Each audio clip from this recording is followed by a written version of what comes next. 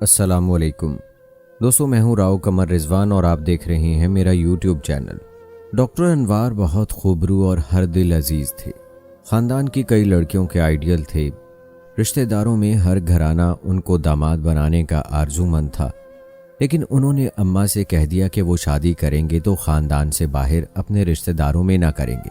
ماں بیٹے کی خواہش کا احترام کرنے پر مجبور تھی، کیونکہ انوار نے ایک کامیاب ڈاکٹر بننے کے لیے کافی محنت کی تھی۔ ماں نے کہا کہ اگر تم کو کوئی لڑکی پسند ہے تو بتا دو، وہاں رشتہ کرا دیتی ہوں، لیکن شرط یہ ہے کہ لڑکی کا خاندان اچھا ہونا چاہیے۔ کسی ایسے ویسے گھرانے کی لڑکی کو بہو نہ بناؤں گی اور نہ گھر میں لاؤں گی۔ یہ شرط انوار کے لیے کڑی تھی، کیونکہ اسے دوران ملازمت ایک ایسی لڑکی بھاگ گئی تھی جو اس کے ماتحت تھی اور نرس تھی۔ نرس ہونا کوئی بری بات نہیں، لیکن شرط خاندان کے اچھا ہونے کی تھی، نرس ہونے کی نہیں۔ سمینہ محض نرس ہوتی تو کوئی بات نہ تھی، لیکن وہ ایک ایسے گھرانے سے تعلق رکھتی تھی جس کی اقدار مشکوک تھیں۔ بے شک وہ خود پارسا نظر آتی تھی، لیکن اس کی بہنیں اور خالائیں بے حد آزاد خیال تھیں۔ وہ نت نئے فیشن کرتی، بوائے فرینڈز کے ساتھ گھومنے پھرنے، شاپنگ کرنے اور تحفے لینے کو معمول کی بات سمجھتی تھیں۔ ڈاکٹر کے بہت اصرار پر ماں سمینہ کے گھر اس کے گھر والوں کی دیکھ پرکھ کو چلی گئیں، مگر وہاں جا کر ناک سکیڑ کر منہ بنا لیا۔ گھر کیا تھا، ایک عجائب خانہ تھا۔ عورتوں میں سلیقے اور تمیز کا فقدان تھا۔ خود تو اجلے لباسوں میں، مگر گھر کی اینٹ سے اینٹ بجا رکھی تھی۔ اسے گھر نہیں گھروا کہنا چاہیے تھا۔ سمینہ کی 3 بہنیں اور 2 خالائیں تھیں جو بھانجیوں کی تقریباً ہم عمر لگتی تھیں، اور وہ ان لڑکیوں سے زیادہ شوخ اور الہڑ نظر آ رہی تھی کہ جن کو وہ اپنی بھانجیاں کہتی تھیں۔ انہیں فیشن کی سوجھ بوجھ تو خوب تھی، مگر میزبانی کے آداب اور گھرداری کی بالکل سمجھ نہ تھی۔ سمینہ کی ماں مر چکی تھی، باپ بوڑھا اور بیمار تھا، بھائی کوئی نہ تھا۔ اس وجہ سے یہ لڑکیاں شطرے بے مہار ہو گئی تھیں۔ ان سب میں صرف سمینہ ہی کچھ ڈھنگ کی تھی، مگر ایک کے درست نظر آنے سے کیا ہوتا ہے کہ جب لڑکے کا رشتہ لیا جاتا ہے، پہلے اس کے گھر بار کا رنگ ڈھنگ، رکھ رکھاؤ اور طور طریقہ دیکھا جاتا ہے، اور یہ ساری خوبیاں ان کے گھر والوں میں نہ ہونے کے برابر تھیں۔ تبھی انوار کی امی 15 منٹ ان کے گھر بیٹھ کر جانے کو اٹھ کھڑی ہوئی۔ گھر آ کر اپنے لاڈلے بیٹلے کو خوب لتاڑا کہ تم نے کیا خوب لڑکی پسند کی ہے۔ ارے کم عقل، صرف لڑکی تنہا تو سسرال نہیں آتی، ہمراہ اپنے کنبے کی عادات و اطوار بھی لاتی ہے۔ رنگ ڈھنگ جو اس کے گھر والوں کے ہوتے ہیں، اس کے لہو میں بچپن سے رچے بسے ہوتے ہیں۔ سمینہ بھی اکیلی نہ آئے گی، وہ اپنا خاندانی پس منظر ساتھ لائے گی۔ یاد رکھو، شادی ایسی عورت سے کرنا جس میں سلیقہ ہو، جس کے کنبے کے اطوار اچھے ہوں، خاص طور پر عورتوں کے، کیونکہ ہماری نسل نے اس کی گود میں پرورش پانی ہے۔ اچھے خاندان کی لڑکی اچھی اقتدار میں پلی بڑی ہوتی ہے، نئے گھر آ کر اس گھرانے کی آبرو بنتی ہے، اور اپنے صبر اور طور طریقوں سے وہ اس گھر کی قسمت بدل دیتی ہے۔ جذبات میں آ کر ایسا کچھ نہ کرو کہ پھر پچھتانا پڑے۔ انہوں نے تو ایک نہ اور 100 سکھ کے مقولے پر عمل کر دیا، مگر انوار کا دل جو سمینہ کے حسن میں اٹکا تھا بجھ گیا۔ ماں کی تقریر کا اس نے تھوڑا سا اثر ضرور لیا کہ جو عشق کی کوربینی کے سبب اس کی نظروں سے اوجھل تھا، ماں نے باریک بینی سے دیکھ کر اسے سمجھا دیا تھا۔ اب اگر آنکھوں دیکھی مکھی نگلنا چاہے تو کوئی کیا کرے۔ خدا کی قدرت کو انہی دنوں میری والدہ کو کسی تقریب میں انوار اور اس کے گھر والوں نے دیکھا۔ وہ پہلی ہی نظر میں ان لوگوں کو بھا گئیں۔ انوار کی اماں نے تو ڈنکے کی چوٹ پر کہہ دیا کہ میں نے لڑکی انوار کے لیے پسند کر لی ہے، اور اب میں اس کی شادی فرزانہ سے کر رہی ہوں۔ اگر انوار نہ مانا تو قسم کھائی کہ زہر پھانک کر مر جاؤں گی، کیونکہ ایسی لڑکی پھر چراغ لے کر ڈھونڈنے سے نہ ملے گی۔ انوار کے لیے یہ بڑا امتحان تھا۔ ماں باپ بہنوں سبھی نے مجبور کر دیا کہ شادی فرزانہ سے کرو گے، ورنہ ہم سب سے تمہارا رشتہ ناتا ختم۔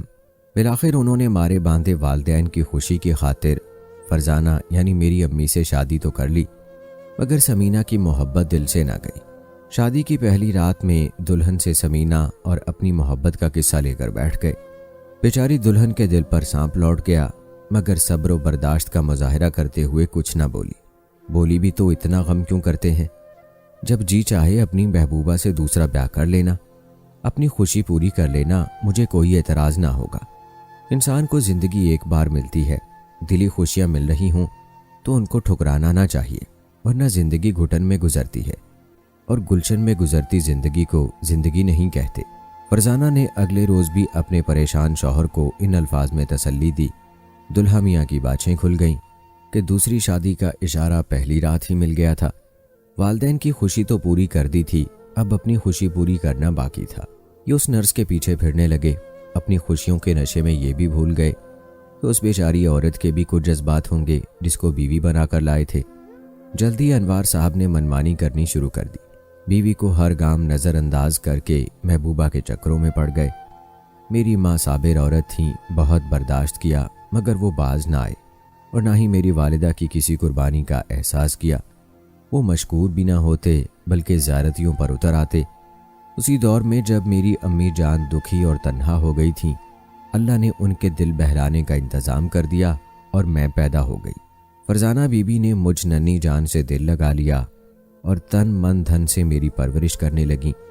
डॉक्टर साहब को और खुल खेलने का मौका मिला। वो रात को समीना को अपने बेडरूम में लाने लगे।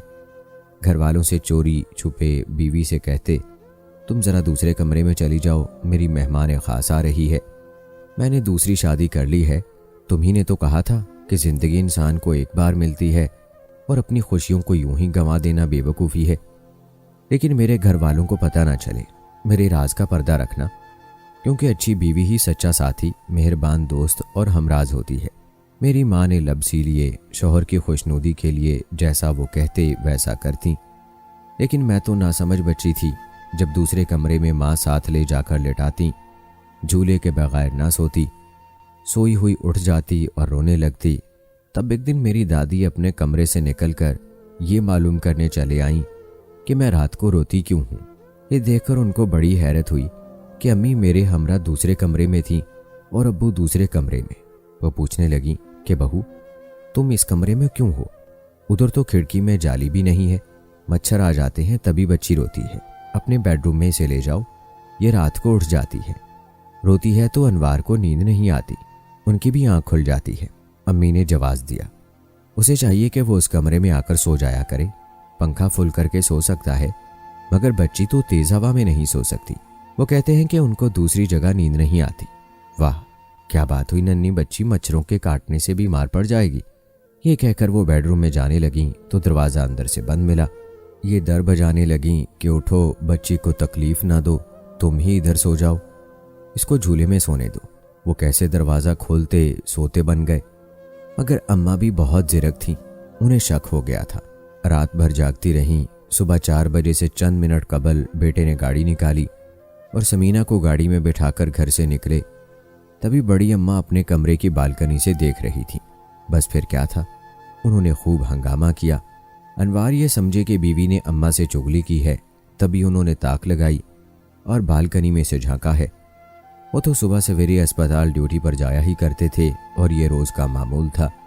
आज अम्मा को ऐसी ताक झांक की क्या ज़रूरत आ पड़ी थी। बस उन्होंने मेरी माँ पर इल्ज़ाम लगा दिया और उनसे खूब झगड़ा किया कि तुमने कुछ खबर की है। यूं बात बढ़ गई। अम्मी रूठ कर मैके आ गईं और अब्बू की किस्मत से बिल्ली के भागों छींका टूटा। उन्होंने मेरी माँ को मनाकर घर ले आने की बजाय तलाक दे दी, क्योंकि वो समीना से वाकई शादी कर चुके थे और अपने दिल की खुशी पूरी करने के दर पे थे।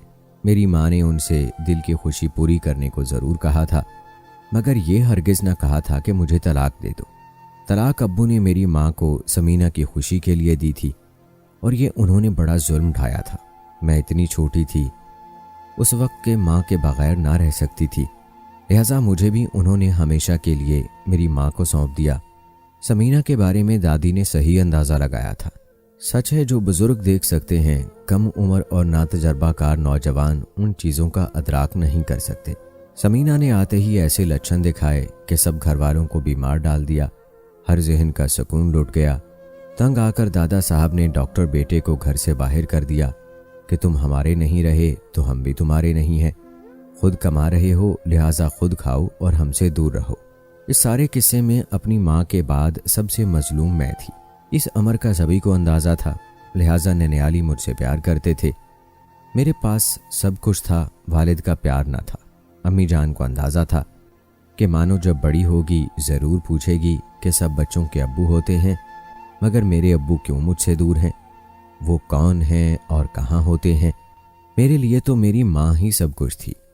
امی نے بھی مجھ کو ہی حاصل زندگی سمجھ لیا، لیکن نانا نانی کو علم تھا کہ نوجوان عورت کے لیے اس دنیا میں اکیلے رہنا اس معاشرے میں آسان نہیں ہے۔ انہوں نے امی کی دوسری شادی کا فیصلہ کر لیا، حالانکہ امی یہ نہ چاہتی تھیں، مگر بوڑھے والدین نے واسطے دے کر ان کو مجبور کر دیا۔ ان دنوں میں 4 برس کی تھی جب امی کی دوسری شادی ہوئی۔ گھر میں فنکشن تھا اور میں بہت خوش تھی۔ نہ سمجھ تھی، اندازہ نہ تھا کہ یہ فنکشن نہیں بلکہ ماں کی دوسری شادی ہو رہی ہے اور وہ مجھ سے کوسوں دور جا رہی ہے۔ میں جب فنکشن کے بعد ماں کے کمرے میں آئی، دیکھا کہ ماں نہیں ہے۔ نانا نانی سے پوچھا کہ ماما کہاں ہیں، کیونکہ سارا وقت نانی نے ہی سنبھالا تھا مجھے۔ انہوں نے سمجھایا کہ وہ کہیں گئی ہیں اور آج رات نانی اماں کے ساتھ سونا ہے۔ میں بہت روئی، کیونکہ ماں کے بغیر سونے کے لیے یہ میری پہلی رات تھی۔ ماں کے خاندان کے سارے لوگوں کو مجھ سے ہمدردی تھی۔ ماں کے یہ قریبی رشتہ دار اپنے بچوں کے لیے اتنا کچھ نہیں کرتے تھے جتنا کہ میرے لیے کرتے تھے، خاص طور پر ماموں۔ اس رات میرے ماموں سے تو میری حالت دیکھی نہ گئی۔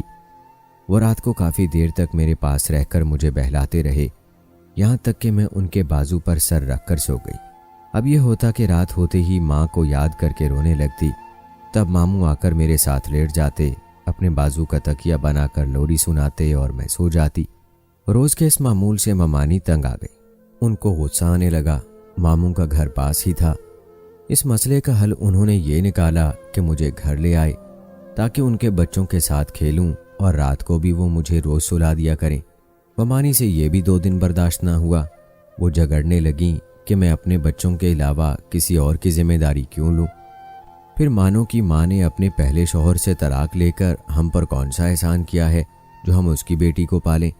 امی کو تو میں بہت یاد آتی تھی۔ انہوں نے ایک روز فون پر ممانی سے التجا کی کہ اماں کے گھر مانو اکیلی ہو جاتی ہے تو گھبراتی ہے، آپ کے بچوں میں کھیلنے سے بہل جاتی ہے، اس پر رحم کرو اور اپنے گھر رکھو، اس کا خیال بھی کرو۔ میں تو مجبور ہوں، دور ہوں، آ بھی نہیں سکتی۔ ممانی کسی طرح مان تو گئیں، مگر جب میں ذرا سیانی ہو گئی تو ان کو پھر سے کھلنے لگی۔ کہتی تھیں کہ یہ میرے بچوں سے مقابلے لگاتی ہے اور لڑتی بھی ہے، بہتر ہے کہ اسے بچوں کے ہاسٹل میں بھیج دوں۔ ماموں اڑ گئے کہ ایسا نہیں ہوگا، یہ ماں باپ کے بغیر رہ گئی ہے، اسے پیار کی ضرورت ہے، میں اسے قطعی ہاسٹل میں نہ ڈالوں گا۔ جب بات بڑھنے لگی تو ماموں نے اپنا تبادلہ دوسرے شہر کرا لیا اور بیوی سے بہانہ کیا کہ وہاں مجھے مکان نہیں مل رہا، لہٰذا تم ادھر ہی رہو، یہاں بچے بھی پڑھ رہے ہیں۔ انہوں نے اسلام آباد میں مکان لیا اور نانی نانا کو بلوا لیا۔ یوں میں ان کے اور ماموں کے ساتھ رہنے لگی۔ کچھ عرصہ تک تو ممانی کو پتہ نہ چلا۔ ایک روز کسی طرح ان کو معلوم ہو گیا، جب انہوں نے شوہر سے سنگین جھگڑا کیا اور یہ کہہ کر گھر سے چلی گئیں کہ آپ نے جیون ساتھی پانے کے لیے شادی کی تھی یا اپنی بھانجی پلوانے کے لیے۔ ماموں نے ان کو بھی بچوں سمیت اپنے پاس اسلام آباد بلوا لیا، لیکن اب میں ممانی کو خار کی طرح کھٹکنے لگی۔ انہوں نے مجھے بڑی ذہنی اذیت پہنچائی اور خوب بدلے لیے۔ ماموں کے دفتر جانے کے بعد بہت برا رویہ رکھتیں۔ نانا نانی واپس لاہور چلے گئے تھے اور اب میں سارا دن کلی طور پر ان کے رحم و کرم پر ہوتی تھی۔ ممانی نے اس قدر ذہنی ٹارچر کیا کہ میں ذہنی مریض ہو گئی۔ بیٹھے بیٹھے ڈر جاتی، چیخ مار کر رونے لگتی اور جھرجھریاں لیتی۔ جوں جوں دن گزرتے جاتے تھے میری حالت خراب ہوتی جاتی تھی۔ نانی بوڑھی تھیں، وہ مجھے سنبھال نہ سکتی تھیں۔ امی دبئی میں تھیں، وہ بھی نہیں آ سکتی تھیں۔ ایک روز ماموں اور نانا ڈاکٹر کے پاس لے گئے۔ انہوں نے کہا کہ اس بچی کو بہت پیار اور توجہ کی ضرورت ہے، یہ ہراساں اور خوفزدہ ہے، اگر ابھی توجہ نہ دی تو بعید نہیں کہ ذہنی توازن کھو دے۔ ماموں لاہور جا کر نانی کو لے آئے اور پھر سب لوگ مجھ پر توجہ دینے لگے۔ خدا کی قدرت کے ماموں کو کمپنی والوں نے دبئی بھیج دیا، وہ مجھے بھی ساتھ لے گئے تاکہ وقتاً فوقتاً اپنی ماں سے ملتی رہوں گی۔ امی کی شادی کو 5 برس بیت گئے تھے۔ ان کی یاد اور محبت تو دل میں موجود تھی، لیکن ملنا نہ چاہتی تھی۔ جب ملتی دل کے گھاؤ ہرے ہو جاتے، سوچتی کہ انہوں نے تو پھر بچھڑنا ہے، یہ چند گھڑیوں کا عارضی ملاپ ہے، پھر وہی بچھڑنے کا دکھ اور وہی تنہائی۔ میں ماں کو دیکھ کر جھینپ جاتی، اوپری اوپری سی وہ مجھے لگتی، پیار کرتی تو اور دور ہٹتی، گلے سے لگاتی تو دم الجھتا۔ اپنا دکھ سکھ ماموں اور نانی سے تو کہتی تھی لیکن امی سے نہ کہتی، جیسے کہ ان سے میرا رشتہ ٹوٹ گیا تھا۔ ماں نے بھی محسوس کیا کہ جب وہ ملنے آتی ہیں میں ادھر ادھر چھپنے لگتی ہوں اور میرے چہرے پر خوشی کی بجائے محرومیوں کے سائے گہرے ہو جاتے ہیں۔ تب وہ بولی، اس کو روز بچھڑنے کا دکھ دینے سے بس ایک بار کی جدائی ٹھیک ہے۔ میری بچی مجھ سے مل کر خوش نہیں ہوتی، شاید کہ وہ اندر سے ناراض ہے اور اوپر سے مجبور ہو کر ملتی ہے، تبھی اس کی آنکھوں میں شکایت کی بجائے اجنبیت در آتی ہے۔ بہتر ہے کہ اس کو بار بار ڈسٹرب نہ کریں۔ جب یہ کچھ اور سمجھدار ہو جائے گی اور میری مجبوریاں جان لے گی، پھر ملے گی تو ایسی اذیت ناک کیفیت سے اسے نہیں گزرنا پڑے گا، بلکہ یہ ماں سے مل کر سکون محسوس کرے گی۔ ماموں تو دبئی سال بھر کے لیے آئے تھے، جب معاہدے اور ویزے کی میعاد ختم ہو گئی واپس وطن آ گئے اور میں بھی ان کے ہمراہ آ گئی۔ ممانی کو یہ دکھ تھا کہ ماموں مجھے ساتھ کیوں لے گئے تھے۔ وہ مجھ کو پرسکون دیکھ کر نہ جانے کیوں بے سکون ہو جاتی تھیں۔ بات بات پر شوہر کو میرے اور امی کے بارے میں تانے دیا کرتی، کہتی جب یہ نہیں ہوتی ہمارا گھر کتنا خوشیوں بھرا ہوتا ہے، یہ آ جاتی ہے تو گھر قبرستان جیسا ہو جاتا ہے۔ میرے بچوں کو تو سانپ سونگھ جاتا ہے جب وہ دیکھتے ہیں کہ ان کا باپ بھانجی کے چونچلے اٹھاتے نہیں تھکتا۔ مجھے خوب پتا تھا کہ ممانی مجھ سے حسد اور نفرت کرتی ہیں، اور وہی بیج انہوں نے میرے معصوم کزنوں کے دل میں بو دیا تھا کہ مانو قابل نفرت ہے اور تم مجھ سے دور رہو۔ نانی نانا مجبور تھے، وہ بوڑھے تھے اور سمجھتے تھے اگر انہوں نے نواسی کی طرفداری کی تو یہ عورت حسد میں آ کر اور زیادہ ستم ڈھائے گی۔ وہ بیچارے بھیگی آنکھوں سے دیکھتے اور چپ سادھ لیتے۔ ہر آئی گئی عورت سے کہتی کہ مانو تو پاگل ہے، اپنی ماں کی دوسری شادی کے دن کیسے ناچ رہی تھی۔ میں خوبصورت تھی، ننیال کے خاندان والے مجھ سے ہمدردی رکھتے تھے، میرے لیے رشتوں کی کمی نہ تھی۔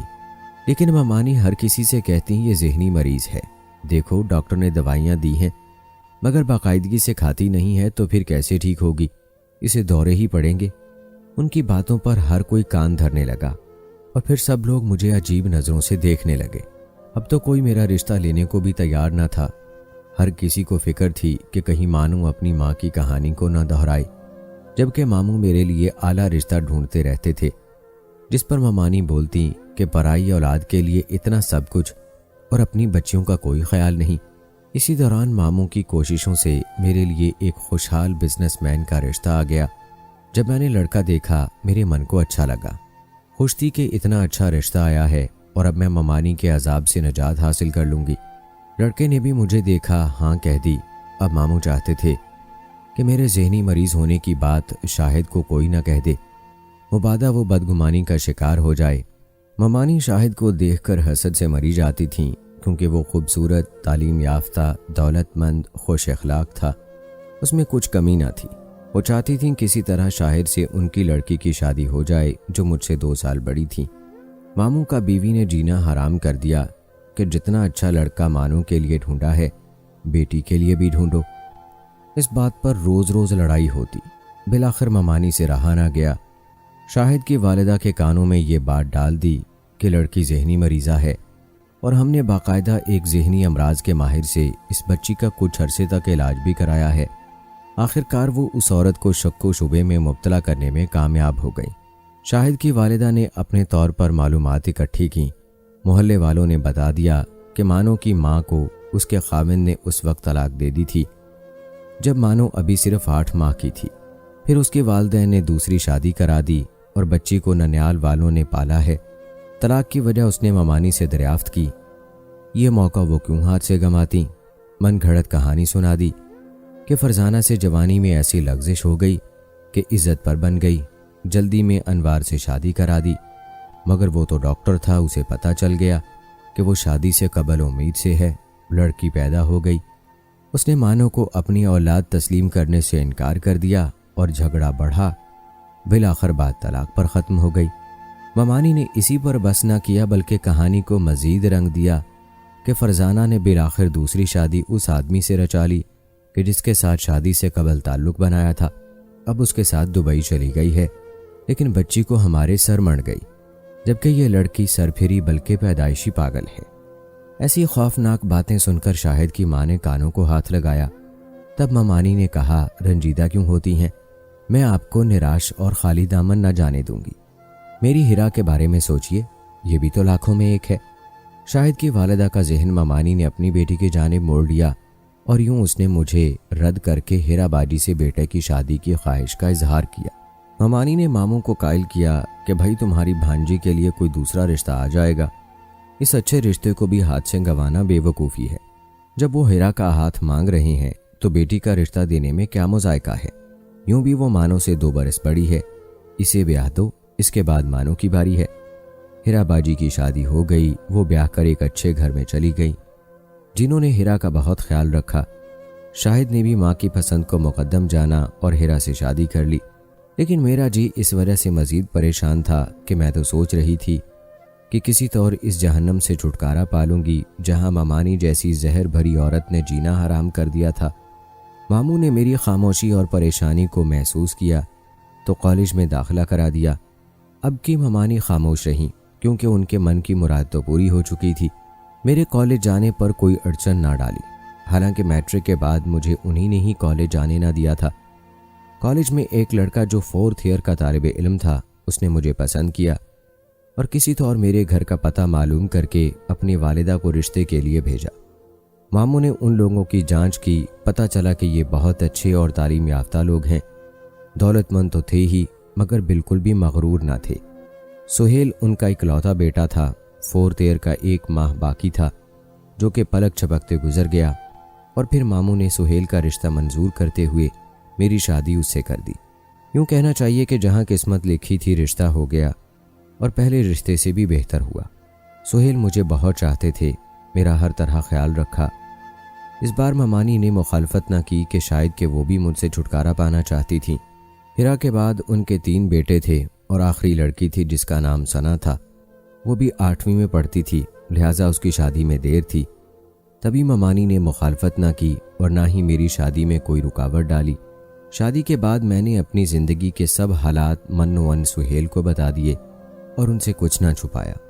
वो जान गई कि मैंने बचपन से अब तक बहुत जुल्म बर्दाश्त किए हैं। सुहेल ने जहेज लिए बगैर मुझसे शादी की थी और ममानी के अलावा सब की दुआएं मेरे साथ थीं। सो मुझे ज़िंदगी की इतनी खुशियाँ मिली कि मैंने ममानी को माफ़ कर दिया, बल्कि ये कहती थी कि आपका शुक्रिया मुझे अपने घर में रखा, वरना मैं कहाँ जाती। शादी के बाद 2 बार मेरे खाविंद मुझे अम्मी से मिलवाने ले गए। वो तो कहते थे कि अपने अब्बू से भी मिलो, मगर मेरे दिल ने कहा कि जिसने कभी पलटकर मेरी खबर ना ली, ऐसे शख्स से मुझे मिलकर क्या करना था। पुराने घाव ताज़ा हो जाते। आज मैं अपने खाविंद के साथ खुश व खुर्म ज़िंदगी गुजार रही हूँ और ये मेरी अम्मी की दुआओं का समर है। वो बेशक मुझसे दूर है मगर दुआएं तो दिया करती थीं। काश मेरे बाप ने मेरी माँ को अपनी पसंद की खातिर तलाक ना दी होती तो शायद मुझे इतने जुल्म ना सहने पड़ते और ना मैं माँ बाप के प्यार से महरूम रहती और ना मेरी माँ की ज़िंदगी अजीरन होती। बस खुदा के लिए कोई भी कदम उठाने से पहले सोच लिया करें, ऐसा ना हो आपका उठाया गया एक गलत कदम बहुत सारे लोगों की ज़िंदगी तबाह कर दे। कैसी लगी कहानी कमेंट बॉक्स में ज़रूर बताएं। मिलते हैं अगली वीडियो में, तब तक के लिए मुझे इजाज़त दें। अल्लाह हाफिज़।